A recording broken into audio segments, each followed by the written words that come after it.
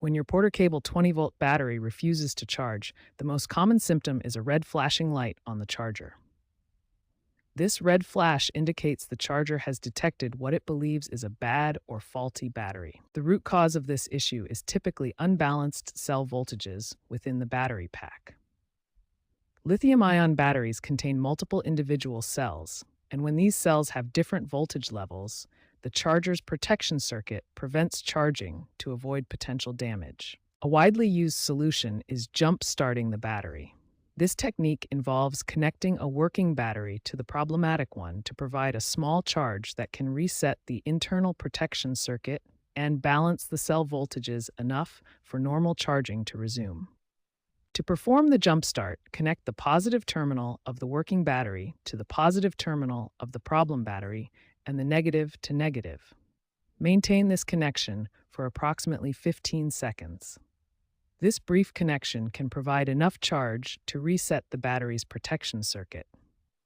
This jump-starting method works with Porter Cable batteries or even compatible batteries from other brands like DeWalt, as long as they have similar voltage ratings. The technique can often restore a seemingly dead battery to normal charging function by resetting its internal protection systems. When jump-starting doesn't work, the issue is often deeper. Porter Cable 20-volt batteries contain individual lithium-ion cells that must be properly balanced. Each cell should maintain a voltage between 3.6 and 4.2 volts. If any cell drops below 3.6 volts, the charger will refuse to charge the entire pack.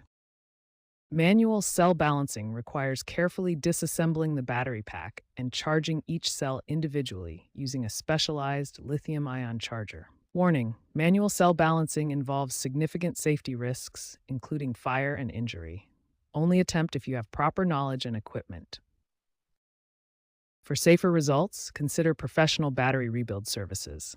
Technicians replace all cells with new ones, ensuring proper safety standards and often providing warranties.